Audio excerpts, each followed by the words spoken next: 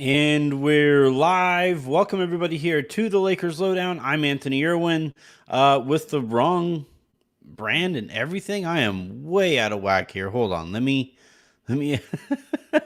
adjust everything and get everything absolutely right here, because it wouldn't be my show if things weren't uh, absolutely correct right off the bat. But here we are. There we go. Lowdown in the background, blue wire up in the corner up there. That is who I am doing the show for. Today's show is going to be talking about the Christian Wood noise that we've been hearing lately, and just kind of combining some of that stuff together all at the same time. So, as we wait for the room to fill up, and then in the back half of the show, and this is where I'm going to be relying on you a little bit. Uh, get your questions in, and we will answer some of those here at the tail end. So yeah, right now we are just kind of sitting at a few people here in the room right now. I'm going to go ahead and get situated, take my last sip of wine that I'll be able to for the duration of the show, since it is just me and I am live. So cheers, and we'll get going. So we will get going. We will get going. Here we go. All right. So the starting point on all of this, and this is usually how it goes, right? I'll hear some information, it won't quite sit right with me, and I'll start digging a little bit, and we'll see where that kind of takes me. And in this case, it's no different. And by the way, apologies for the way that I'm going to sound. I bit the ever living crap out of my tongue yesterday during dinner, and so we'll see how long we can go with that. But so the starting point on all of this was a quote from Rob Pelinka about the Lakers looking to start two bigs potentially this upcoming season. And all right, sure. I think if you're going to do that, you probably want a better big on your roster than Jackson Hayes to start next to Anthony Davis. But okay. And then I just kind of like filed that away as interesting. Made me a little nervous because I don't like the idea very much, but just kind of filed it away. And then a few days ago, earlier this week, Dave McMenamin went on the Low Post and talked about the idea of I think the exact phrasing he used was that he would not be shocked. It wouldn't be shocking to him if Jackson Hayes was your starting center at the beginning of the season with AD at the 4 and LeBron at the 3. Okay. I'm not over the moon over it. So that second one right there, that is now two blips on the radar. That to me is reason enough to start digging. So I started asking around and just kind of wondered, to the various people that I usually talk to, hey, this isn't an you aren't actually going to do this thing, right? You aren't actually going to start Christian Wood at the 5 when you could really make a case here that he isn't one of your top 9 or 10 players, right? Depending on how you feel about Max. And the response was like, all right, let's cool down a little bit on Max. Jackson Hayes has done a little bit more to this point in his career than Max has. So that would put Hayes in like the top 9 of your roster, but certainly not in the top 5. He's not a good enough center to start for a team that has title aspirations.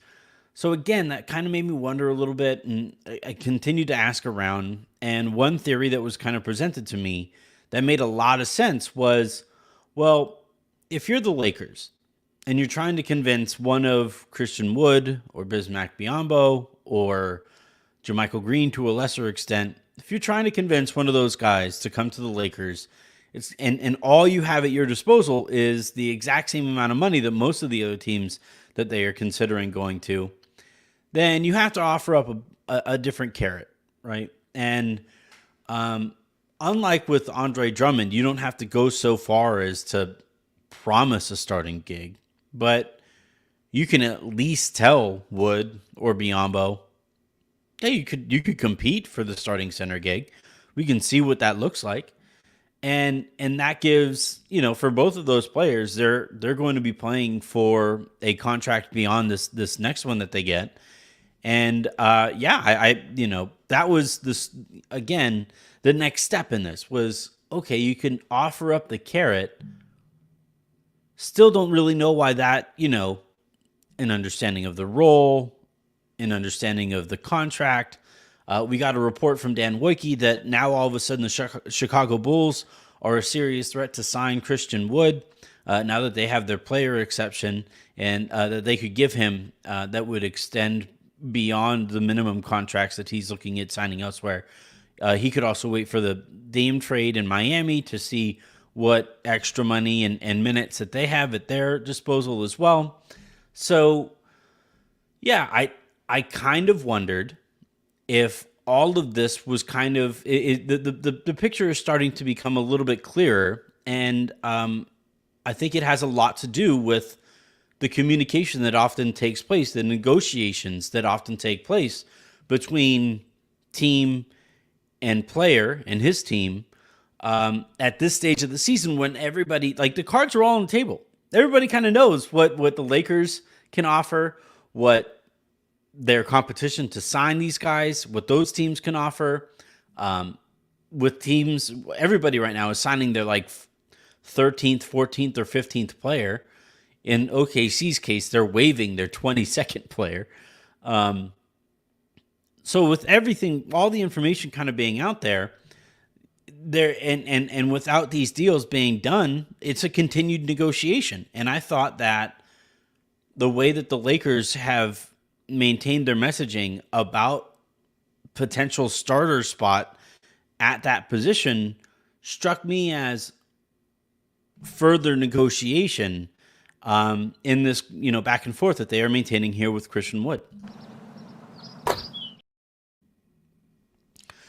All right, so here's where the whole Chicago thing really got interesting to me, because we get the information that we have to this point with the Lakers, and I can confirm all of the reports that they have been very interested in Wood. They've had an offer on the table to Wood for weeks now, or for however long they can have had that offer on the table to him. And I thought that the report of Chicago being a very real threat felt to me like Christian Wood's team kind of poking and prodding the Lakers here a little bit. All right, look, we know you can't give us extra money. We know that we can compete for a starting gig. How about you promise it? How about we actually see what we can actually put on the table here? And again, threw that theory out there to some folks and got back from them, yeah, that tracks. So as I understand it right now, again, the Lakers are very interested, and I think would prefer Christian Wood over Bismack Biyombo. Jackson Hayes and Biyombo have some overlap in skill sets, especially if Jackson Hayes takes a step forward in his career with the Lakers. And we've heard Rob Pelinka say that he prefers to have a big who can stretch the floor next to AD, because that makes it a little bit easier to play those two players together, whoever that other player would be. So I think they prefer Christian Wood, and and Christian Wood, I believe, is still very interested in the Lakers, but he wants to wait and see before he eliminates his other options, right? There's opportunity cost at play here. He wants to wait and see how things go with Miami and how things go with Chicago. I don't know. I don't believe Chicago will actually use that player exception. They're a historically cheap franchise with a terrible owner. So I think at this stage of the offseason, they would probably be saving that exception to maybe use in a trade. So once Woods camp finds that out, once the Damian Lillard trade happens and we see where Nurkic winds up, we see how many minutes are available in Miami, if there is any additional funds that Miami could work with to bring Christian Wood in. Just like with the Lakers, Wood can actually play next to Bam, just like he can play next to AD because of the shooting ability. And I think both Bam and AD's defensive prowesses do a lot to make up for what Wood doesn't bring on that end of the court. And yeah, I think I think things are all in this kind of stalemate in this waiting period. We keep getting reports now.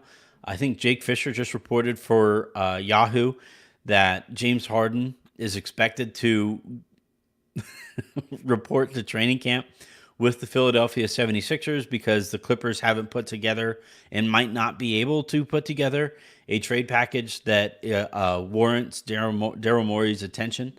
So I think as we find out that is, again, going to remain in that stalemate, because look, if the Clippers trade Zubats for James Harden, then Wood could go to the Clippers and compete with Mason Plumlee for that starting role, and certainly for legitimate starters or legitimate minutes there with the Clippers.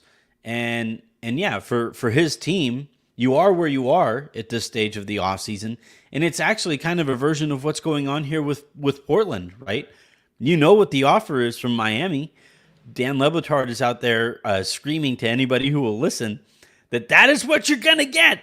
It is all you're going to get. You're going to get Tyler Hero, and you're going to like it, motherfuckers. Let's take a deep breath. Let's all calm down. But if you're Portland and that is the offer, then why not wait? Is that offer going away? I doubt it, right? Miami doesn't want to mess around and not get Damian Lillard.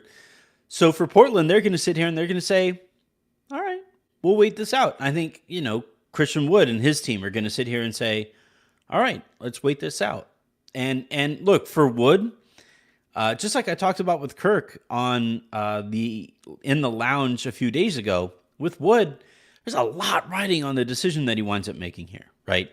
There is for him, if he doesn't turn things around, if he doesn't, kind of fix some of the reputation and narrative about him within league circles, Dan Wojcicki had a source tell him that if LeBron is able to get Wood to toe the line, that would make LeBron the greatest of all time. Wood needs to turn some of that around. So if he signs with the wrong team, if that team, doesn't, if he signs with the team thinking that, yeah, sure, they'll give me minutes, but won't actually define a role, or if he signs with the team before another team that would be willing to give him a starting role, if he foregoes that opportunity cost, then that could really mess with his career. So I think we're all just kind of sitting and waiting here. But I do believe that the recent reports that we've gotten regarding the Lakers' interest in Christian Wood and Wood's interest as it stands around the league, I think that does have a lot to do with the Lakers throwing out the carrot. Hey, you can compete for a starter's role, and certainly with minutes or 4 minutes beyond that. One thing that I found interesting this last week was the Lakers didn't think that they would have a shot at Christian Wood, at the minimum. And I tried to ask, hey, if you had known that, would you have signed Jackson Hayes? And got some non-committal responses there because, you just don't know those things, right? And to be absolutely fair to them, there's no way to know that. So, but for me personally, if we would have known that Wood would be available at the minimum, you don't sign Hayes and you convert Castleton right from the get-go, and that's a better starting group or a starting point for your center group heading into the season. But you can still keep Castleton at the two-way that he's going to be on, and eventually you can convert Castleton anyway. Hayes is on a minimum, so if you have to waive him to make more minutes available, then you can always do that. You are going to hit injuries over the course of the year, so having an extra body with having Hayes and Wood and potentially Castleton on that two-way makes a lot of sense there. So I'm not here to criticize which direction the Lakers took here. It's just it does do a lot to show how quickly things change, where heading into the offseason, the vast majority of people that I spoke to heading into this thing thought that Wood would get somewhere in the vicinity of the taxpayer mid level. He did not, and now his team is trying to find him a situation where he gets closer to that. And if not the money, then he needs to be absolutely sure that he's signing with a team that has a role that would allow him to make more money beyond this next contract. So I hope that makes sense for everybody. I do still believe that the Lakers will wind up signing him. I do know that the Lakers are still very interested in Christian Wood, and for good reason. He's the most talented player on the market right now. He has some holes, which is why he's available here.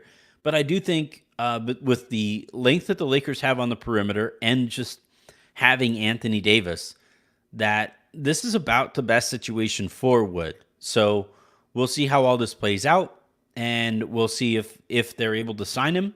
And if they do sign him, if it will be a situation where, like with Drummond, they promise a starting gig, and that throws some stuff into discomfort. I do know that the Lakers are a lot more hesitant to do that because of how things went with Drummond.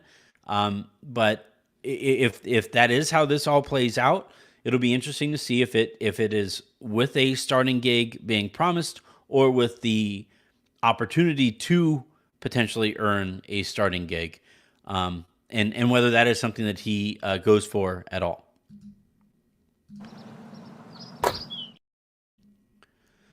All right, so I want to go through here and see if I find any questions. If you have any questions, let me know. Thank you, everybody. Make sure you hit that subscribe button there at the bottom. We are dangerously close to the point where I'm able to monetize this thing and buy Avery. Tomorrow is Thursday, and it's Donut Thursday for Avery. It's a big day for her. So yeah, hit that subscribe button. Let's cross that 1,000 subscriber threshold. And yeah, I'm going to go through some of the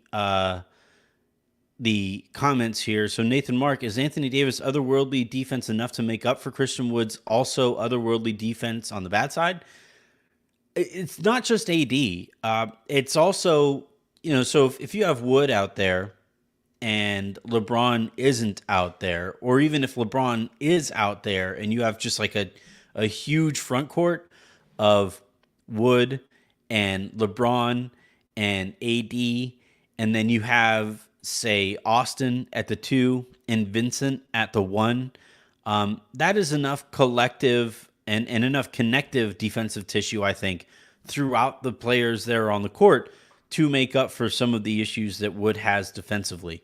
The thing with I don't want to oversimplify this, but also basketball is a relatively simple concept.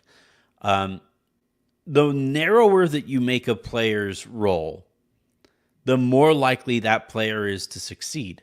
That's why you see like Walker Kessler last year was one of very few rookies, maybe the only rookie, to have like a positive impact on winning, right? And the thing that Utah did with him was like, all right, stand here, block that stuff, run this specific lane, get down there, finish in front of the rim there, set the occasional screen. But again, once you set that screen, I need you to fill this specific lane when you're rolling to the basket. And by narrowing his role, you make him look more positively impactful than most rookies tend to be. And I think for Christian Wood, the Lakers just tell him, hey, dude, you have long as shit arms. Stand right here. Stand right here, block some shots, change some shots, grab some rebounds, and then fill the trailer spot at the other end of the court, and you make his role that kind of narrow, then you can really, there's a lot to work with there. The other thing, too, that's interesting with Christian Wood, I think he was like second or third in terms of points per possession as a roller or as a screen setter last year. Now a lot of that has to do with playing Luka Doncic with Luka and being able to space the floor there. If he's hitting shots coming out of the pick and roll, more of those are going to be 3-point shots, which obviously you hit enough of those, you are scoring more points per possession than people who are rolling and hoping to dunk it or lay it up at the rim. So some of that stuff is contextualized, but Lakers have a pretty good pick and roll guy in LeBron. They have another really good pick and roll guy in Austin Reeves, who defenses can't just like switch with. Same goes for D'Angelo Russell, and same goes for Gabe Vincent. There's no reason Wood wouldn't be able to be something close to that kind of productive in that role offensively. And then defensively, if you just surround him with enough defensive talent to make him like league average on that end, that's a damn good player. And again, that's the kind of player where, you know, maybe teams look at him and say, well, we don't have Anthony Davis on our team. And his defensive deficiencies would showcase themselves a lot more, seeing as we don't have AD. But also, like, part of the conversation about this guy is a potential unwillingness to accept certain roles. So if he just accepts a super narrow role and thrives in it, that's a big box that hasn't been checked to this point here with Wood. And I think that's something him and his team need to keep in mind as they select their next destinations. Next question here comes from, I guess I can put these on the screen. Chucky Goldstein writes, could Ham go with a one guard lineup when LeBron handles the point and Vando is a point of attack perimeter defender? Would you like it? Do you think Ham likes it? Well, one guard lineup meaning like a guard on, next to LeBron. So if you have like, I guess it would be Reeves or Vincent, or I guess or Russell. One of those three with Vando, Rui, LeBron, and AD or Wood or whomever. I could see it. It worked really well for the Lakers when they won the championship, basically letting LeBron handle point occasionally. It's the kind of thing that I'm not positive Ham is going to be that interested in. He likes having at least three guys, I would say. Like, he likes having a tertiary ball handler out on the court, which, if your tertiary ball handler is Rui, maybe he talks himself into that. But it's something that I would like for just short stretches. The thing with this roster and the thing that having as many wings on the roster as the Lakers do is that it allows you to do all kinds of wacky stuff. It allows you to really kind of get super creative with lineups and approaches within those lineups and counters to whichever approach you do wind up taking. So, it'll be nice that the Lakers will enter training camp with their roster intact and a sensible roster intact so that they can try this stuff out throughout training camp, throughout those exhibition games, and then early in the season, the Lakers can try some stuff out without so the thing with when Russ was on the team and you had $47 million devoted to a player that you weren't really sure what you were going to get on either side of the ball, is that really, shortens your margin for error. And if the Lakers were going to win a game, they had to play damn near perfect. Remember early in the season, there were games where it was taking like LeBron and AD to combine for like 70 points or something crazy just to give the Lakers a shot. And it never really felt sustainable. So in this case, though, the Lakers, because they have more players that are above minimum type players and more guys who can go off or just hit shots and be like sensible role players there, you can mess around with the margin for error and try some stuff over the course of the game that the Lakers couldn't while Russ was on the team. Again, not blaming Russ specifically, though his contract and the way that he approached the game were a big part of that. But yeah, like that was just the situation that the Lakers were in. So trying some shit out, all for it. Let's go to the next question here. after I play my handy dandy swish. So, uh, Tyroglyphics writes, "Is there a way for the Lakers to end up under the luxury tax after adding their 14th player? Is adding Castleton the only way?" Yes, is the easiest answer there. That if the Lakers do not add Christian Wood, do not add Bismack Biyombo, and just convert Castleton right away, that gets them under the luxury tax right at the beginning of the season. The thing about luxury taxes, though, just like your taxes at home, is it's taken care of over the course of the season. So if the Lakers want to get under the luxury tax and reset their repeater tax, then they just have to be under the luxury tax by the time the season ends, so that the amount of money that goes out over the course of the season is below that tax line. One way they'll probably look to do that is if or when they trade D'Angelo Russell or any of these other role players on their teams on their team, if they take back less money than they send out, that brings them closer to that luxury tax point. I'm not going to get too into the weeds as far as like how much money they would have to send out and bring back in, because that is clearly a moving target right now. But yeah, if the Lakers get, if they're trying to get under the luxury tax and they don't do it this way, which is, just converting Castleton, they'll be able to do that over the course of the season. And I would be pretty surprised if they don't wind up doing that.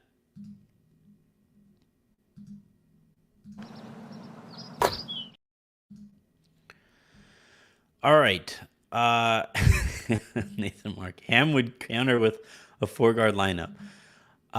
Cole Nicholson writes, "I would like to see Winyan come back." So that is still a possibility. I Again, the Lakers are really focused on Christian Wood and Bismack Biyombo right now. They were also focused on Dario Saric, who obviously signed with the Golden State Warriors.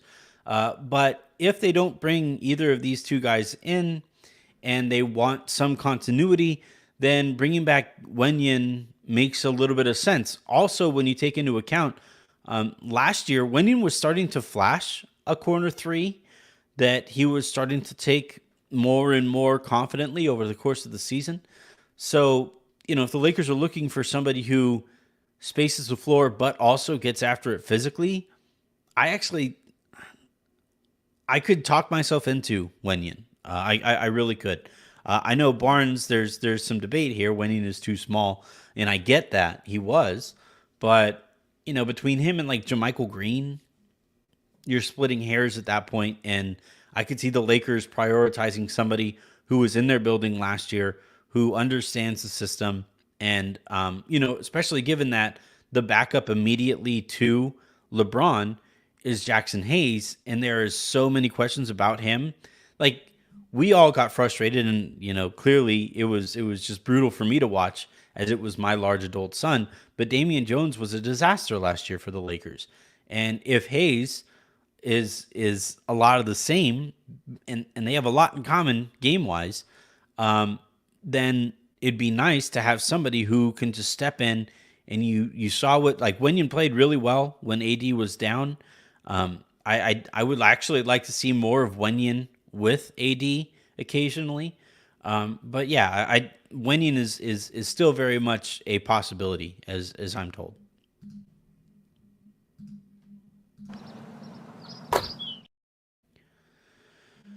Let's see. What is your okay? We go. So George, what is your ask on AD this coming season? I just want him to figure out if he wants to be a four or not. If he wants to be a forward, maybe lose some bulk to help his foot and back. I think regardless, to be completely honest, I think AD should really focus on losing some weight. Obviously, make the jokes. I'm right here. But yeah, I think if AD, like, one of the mistakes I thought that was made by AD in his camp was to bulk up to play the center to the extent that he did. He looked slower. He didn't look as explosive. And as you're pointing out, George, uh, there that puts a lot of extra wear and tear on the joints, in your feet, your knees, and your back and stuff. And again, I can say all of that from experience. But in AD's case, whether he comes into the season expecting to be the 4, or if he comes into the season expecting to be the 5, I want him to slim down. As far as like choosing one way or the other, this is where it's interesting because again, even given everything that I talked about at the top of the show about Christian Wood, the expectation from the Lakers is still for AD to come into the next season as the starting center. Rob Pelinka threw some stuff out there, and yeah, McMenamin echoed it. But as it stands right now, you don't sign Rui to a $17 million deal to bring him off of the bench or play him out of position.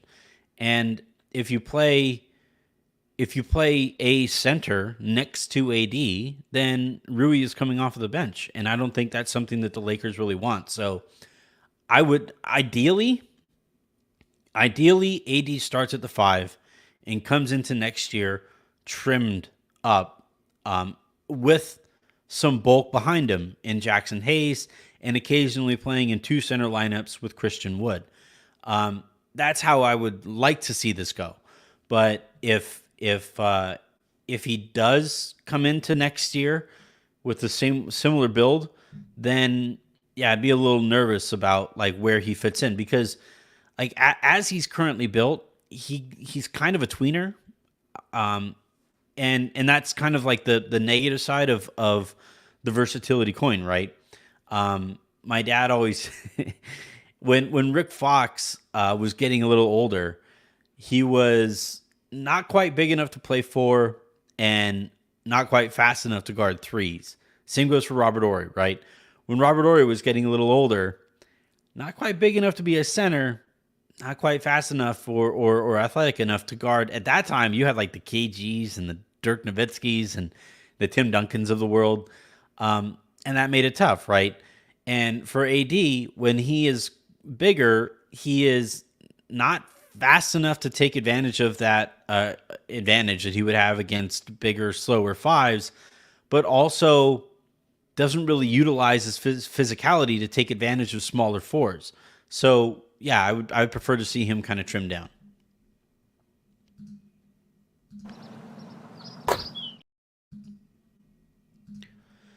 All right, we'll go a couple more here. Alexis is asking if the Lakers don't get another center, what do you think will be the rotation? And do you start Hayes and go back to the 2020 format and have Rui as a backup 5? Um, yeah, again, I don't see the Lakers signing Rui to the deal that they gave him, making a big deal out of him being a cornerstone of their core moving forward, and then bring him off of the bench. I especially if they don't bring in another center. I foresee the Lakers starting with AD at the 5, LeBron at the 4, Rui at the 3, and so on and so forth. The center rotation beyond that is actually kind of scary, right? Because now you're like, okay, I guess Jackson Hayes is your backup center. Colin Castleton is his backup. And if you have any injuries, then guys are already thrust into roles that they clearly haven't been ready for to this point in their careers. Now you're asking LeBron to play some small ball 5 occasionally, which he'll do, but do you really want to put those miles on his odometer, and know that you're going to do that heading into the season? Not really. So yeah, it's for all those reasons that I think the Lakers are going to sign a center, whether it is Christian Wood or Bismack Biyombo or whomever. I do think the Lakers are going to sign another big. They need to sign another player. They have Castleton at the two-way as a two-way signing, and they would prefer to utilize, I think it's like 50 days that he can be a two-way player for, and then after that has to be converted. So I think the Lakers would prefer to utilize all of those 50 days and then kind of look at what is necessary with that 15th roster spot there at the end of the year and heading into the playoffs. So, yeah, I think they need to sign another center, and the idea of them not doing that keeps me up at night.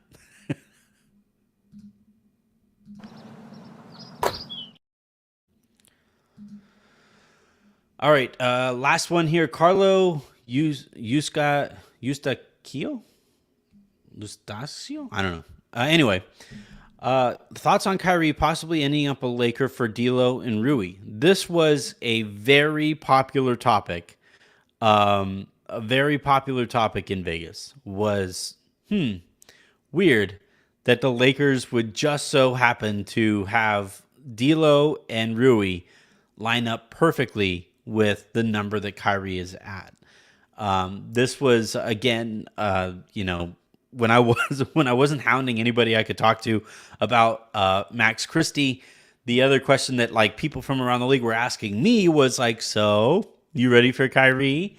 And I wouldn't quite go that far as like an expectation this year, but I do kind of think that, and shit, I won't even say that I think this. It's not a very well kept secret that LeBron would still like Kyrie to be a Laker. That's just the reality of the situation. And to this point, because of the trade deadline that Rob Pelinka put together, he has won that kind of like turf war between him and Clutch, for lack of a better term. He has won. And to this point, he has been able to tell LeBron, no, we're not going to bring in Kyrie. But if things aren't going as one would expect, as LeBron expects this season, you can bet your ass that over the course of the year, there's going to be some rumors and some tweets and some Instagram posts from LeBron pointing out what Kyrie is doing over there in Dallas. On to go even further with that, if things aren't going very well in Dallas, we know that Kyrie is eventually going to, burn that bridge eventually. Will he do it this year if things aren't going as well as he expects or as Dallas expects? Will he start saying like, I I gave this a try. Please send me to the Lakers, right? We're seeing it with Dame. We're seeing with James Harden, where these stars are not just requesting trades, but they are requesting trades directly to a certain team.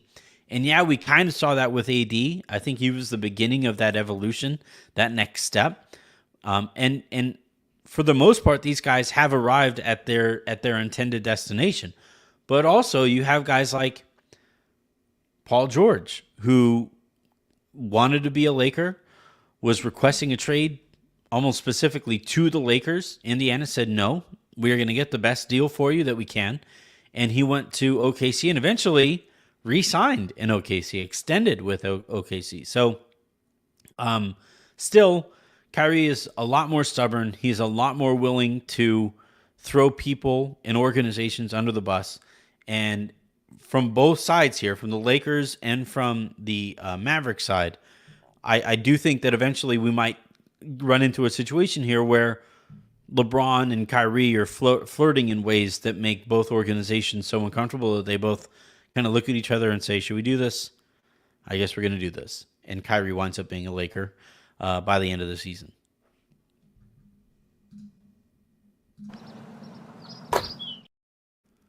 All right. That is going to do it here for this episode of the Lakers Lowdown podcast. A rare live one. I wanted to get on here and just kind of like talk this through with you guys. And I had a blast doing so. So thank you everybody for the comments and for the questions. I always appreciate that stuff. Thank you everybody for tuning in, getting this kind of audience on a Wednesday night in like latest July is not something I would have envisioned for how this was actually going to play out. Again, please subscribe here on YouTube as we get ready to get this thing going for the upcoming season. And until the next time I talk to you guys, I'm Anthony Irwin, telling all of y'all to have a good one.